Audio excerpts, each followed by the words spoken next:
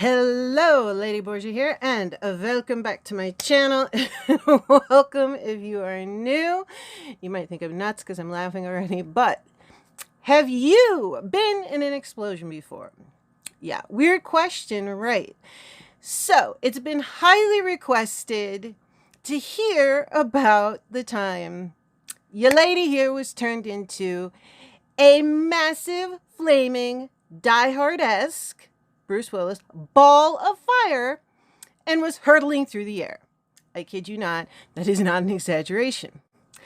But when I thought about telling this story time, which this is my first, although I thought about that too, and it's actually my second, but my first one wasn't labeled a story time. I will link it above and below. It is My Invisible Diseases, Paying It Forward. It was when I first started my channel last year. Anyway, I thought about it and I was like, that would not be true to tell that story without telling the original explosion story that chronologically happened first. Yeah, I kid you not. So this time we're going to tell the first explosion story. We meaning me. I love how YouTubers do that. And part 2 will be me hurtling through the air in a flaming ball of fire on my own. The first time I do it on a Harley. If you're ready, and you're ready to hear a brief snippet of where on earth I was the last 2 weeks. Holy crap. Anyway, keep listening. So give your girl a thumbs up, subscribe to my channel if you have not, and ding ding ding ding dong ding, hit that notification bell so you don't miss the next explosion. Oh, if you're new to my channel, yes, I do actually have lots and lots and lots of makeup stuff coming and all kinds of stuff. I have a huge schedule laid out. All right, let's go.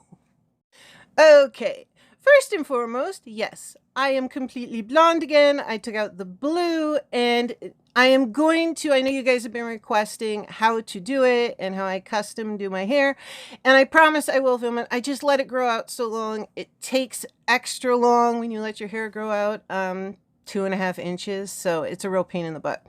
I will do it next time when it's shorter. All right, drum roll, please. I got a surprise for you. Dun dun! I have glasses. Long and short of the story, which I will make it an actual story time if you guys want, but these glasses, which this is the Cadillac of lenses, it turns out, that I need now. I was blinder than I thought. Took 2 doctors, 2 appointments, 5 visits, and this is the 4th pair of lenses in these frames. Yeah, and none of it was due to anything I did. I've never had that happen, but it was freaking crazy, and that's where the first week my video went. I did record one, but I couldn't finish it. I wasn't here to do it. I basically lived at the eye doctor or waiting for my glasses. It took me like 2 minutes to pick out the frames. So that is that, and we will move on from there. But yes, now I can see and I don't have roots. So let's get going on the rest. I'm a little bit hyper. Y'all know it's because I've had 2 ginormous cups of latte, espresso, whatever I made. So I'm about like popping out of my seat, and yeah, I have very minimal makeup on today. So there's my face. Whew. Okay. Breathe, girl. I'm talking so fast. All right, I'm going to get settled in. I'm going to get comfortable. This is the shorter of the 2. Okay, you ready? Whew. For those of you who don't know, I do ride motorcycles, and not so much anymore because of my rheumatoid arthritis, but I have been riding off and on since I was 12 years old and learned how to ride a dirt bike. If my father knew that, he would have killed me, but he didn't. So one day, me and my boyfriend at the time, we're taking a trip to Vermont up to his grandparents owned a big ski house near Killington. And we used to go up there to hang out with them during ski season. Very cool. Grammy and grandfather, they're awesome. I love them. I'm not dating this person anymore, but you know, they're cool. Anyway, we would go hang out with them because they were such cool people. And we would also go up at other times of year to enjoy Vermont. And it's about a 5 or 6 hour ride on the motorcycles. He had a Harley too. And oh my God, so much coffee. My heart is, I don't even want to check like what my heart rate is. It's like boom, boom, boom, boom, boom, boom, boom, boom.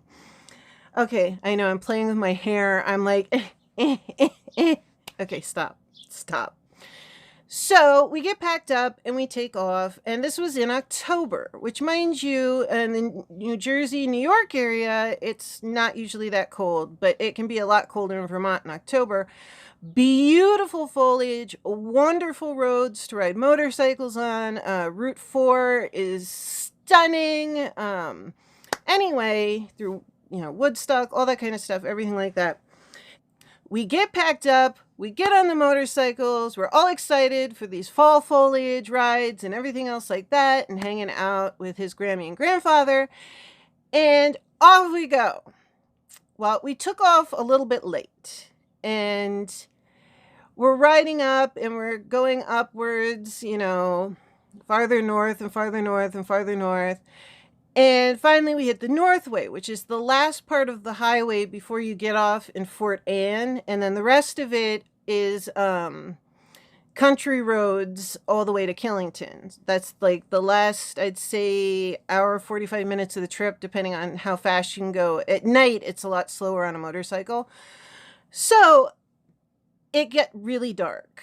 And as soon as it got dark, it got really cold. And I don't know if many of you ride motorcycles or anything else like that, but there's not much to block you. Like, I didn't have a windshield or anything else like that. And when it gets dark, like, the temperature drops a lot and your body temperature starts to drop.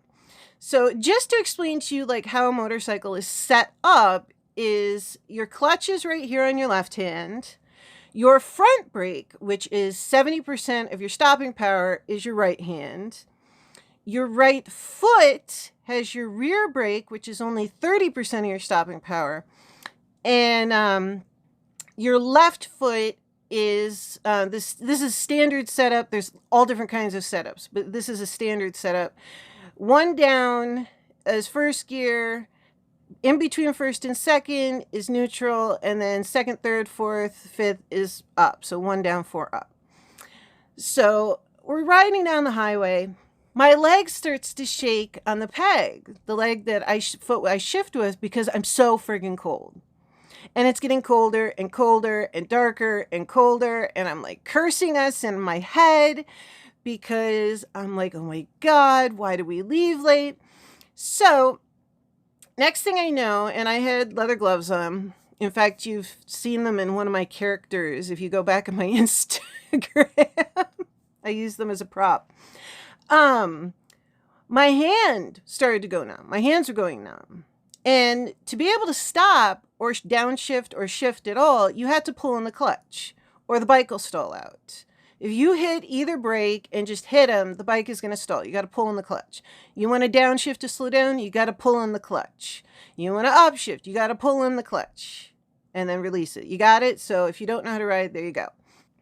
I start getting really, really frightened. I'm like, oh my God, we're getting closer and closer to our exit. Like, my hand is going numb. What if I can't pull in the clutch to downshift and start hitting the brakes? Because you can tap them a little bit without pulling in the clutch, but you can't like really stop. I'm like, what if I can't pull in the clutch because my hand's so cold? And then I start getting nervous because this hand is freezing off. And your front brake is 70% of your stopping power. You don't want to stop from like being on a highway just with your rear brake, which is your foot. So there I am on the bike. My hands are shaking. My legs are shaking. I'm hanging on. It is dark out. Icy rain is pelting me. Luckily, I had a helmet with a face shield on, but it still doesn't matter. And it's basically slick black ice highway with ice pelting me. My boyfriend at the time is riding staggered behind me to the right and doing the same thing. And we're going along. And like I said, my big worry that I was going to be able to pull in the brake and pull in the clutch and whatnot and downshift and get off at Fort Anne. And there was a gas station right there where we could pull in and warm up a little bit, and then I was going to be fine for the rest of the trip. But I was worried, could I get off the damn highway? Well, before we could get there, boom! Huge explosion. Sparks are flying like fireworks. Purple, orange, red. All of a sudden, things are pelting us. Like bang, bang, bang in the arms, whatnot. Like big things, which turned out to be rubber and metal, were just beating the crap out of us. And all of a sudden, there was a motorhome in front of us and a semi in front of that.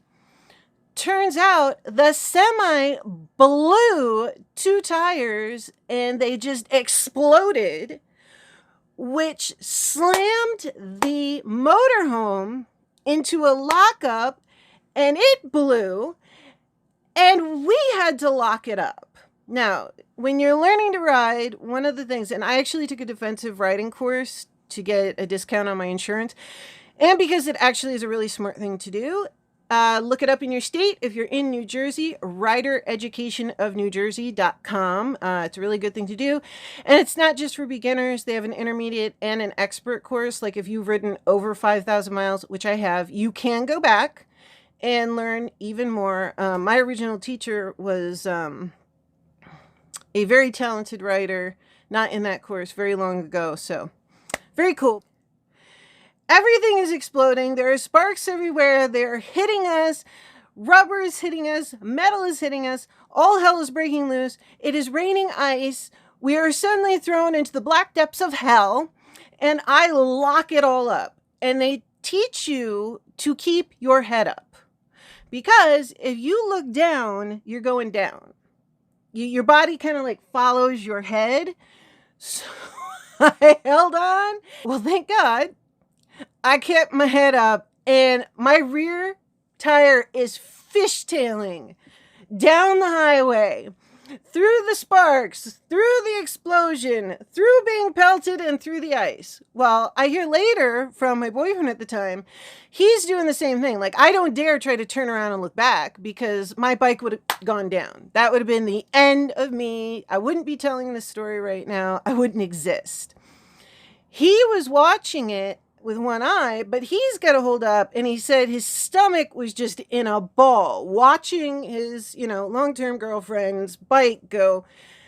But luckily, we pulled out. So that is the good thing about, keeping with it and learning defensive riding. So go Rider Education of New Jersey, and my first 2 teachers when I was 12 and 17. Y'all know who you are. Dirt bike and street bike. I learned how to ride a street bike when I was 17. And we finally got through it, got to the exit, pulled off, and holy crap, amazingly, in one piece. I mean, there was kind of crap all over us and whatnot, but we made it through. So that is my first explosion story. It is actually like teeny weeny and like very calm in comparison to what part 2 is going to be. And like legit, I will be telling you about how I flew through the air, this time not on a Harley and not without protective leathers and whatnot. Just me all by myself, me in a flaming ball. But that is the first explosion story. So I hope you enjoyed it. I hope you learned something. If you ride, take defensive riding. I actually taught a bunch of people defensive riding too. So stick around for part 2 because it's coming very soon. All right, give your girl a thumbs up. Subscribe to my channel if you have not, and ding ding ding ding dong ding. Hit those post notifications so you do not miss the post of me flying in a ball of fire through the air. All right. Love you all. Lady Borgia.